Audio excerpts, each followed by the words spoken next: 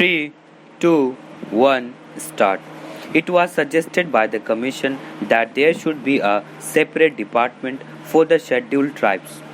This matter was considered in the conference, but it was generally felt that if the scheduled castes and the scheduled tribes are separated to be dealt with by different departments, there will be a good deal of duplication of work because two sets of officers will have to traverse the same area and more or less consider the same problems. It was therefore the unanimous opinion of the Conference of State Ministers that one department should deal with the problems of the scheduled castes and the scheduled tribes, and it was also agreed that there should be a separate directorate for the same. If there is a separate directorate, then it can concentrate on problems concerning the scheduled tribes.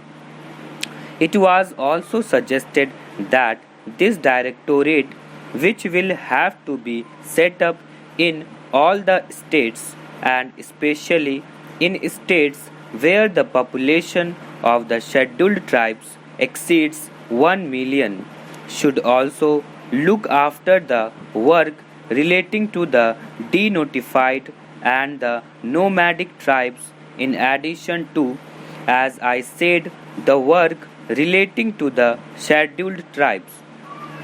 The conference was in favor of having tribes advisory councils to advise on the protection and development of the scheduled tribes in all the states and union territories, whether they have scheduled areas or not.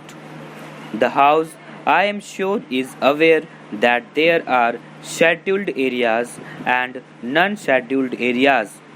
Even in non-scheduled areas, a large number of scheduled tribes live, but for the special programs, we have decided to concentrate on the scheduled areas first.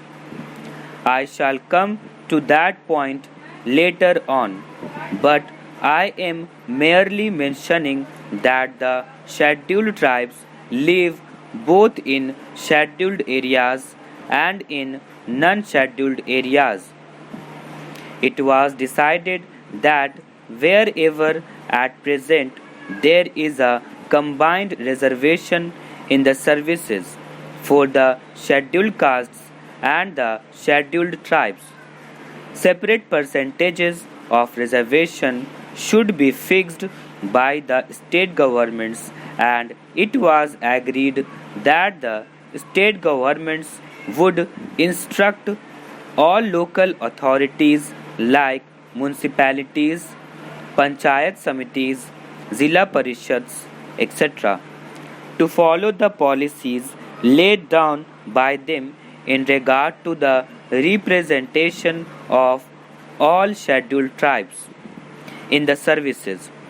It was decided to have a small committee of officials from the tribal welfare department and the different departments at the state level to ensure coordination.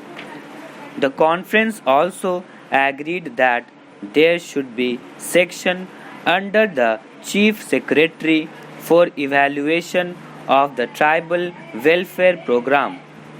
If all these and other decisions taken at the conference are implemented with speed, as it is hoped there will be considerable improvement of the conditions which exist at present.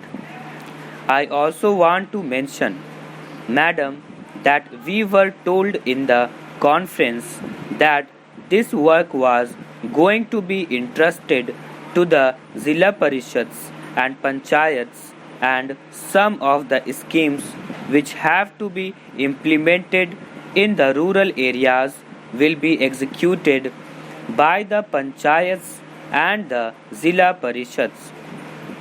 Well, I welcome this suggestion, but I only wanted to caution the district authorities and the state governments not to leave everything to the Zilla Parishads and Panchayats and have no supervision and watch over their work. My fear is that because this will be a new work for them, they may not be able to bestow enough attention to the problems or the schemes concerning the scheduled tribes. They will have many other things to do. So, it would be necessary that the district authorities should keep constant watch and they should function as the friend and guide of the panchayats and the Zilla Parishads. Madam, there are two major schemes in respect of the scheduled tribes in the central sector of the program which are controlled by the Ministry of Home Affairs and on which the entire expenditure is borne by the Government of India. These are the scheme of tribal development blocks and the scheme relating to promotion of cooperation among the scheduled tribes, particularly in the form of forest laborers, cooperative societies, and labor contract societies. The Ministry of Home Affairs appointed a social working group on cooperation about a year ago, and its report is expected shortly. That group will make detailed recommendations regarding the organization and structure of the society and other matters pertaining to the cooperative movement in areas predominantly inhabited by the scheduled tribes. We hope that on the basis of the working group recommendations, it will be possible to energize the expand the cooperative movement in tribal areas and that the cooperatives will become the effective instruments for promoting the economic development of those areas. The other program, which is the major one and in which a great deal of interest is being evinced by the tribals themselves, is the program of tribal development blocks. The Commission have recommended that all tribal areas, whether they are scheduled areas or not, with a concentration of tribal population exceeding 50% should be brought under the tribal blocks.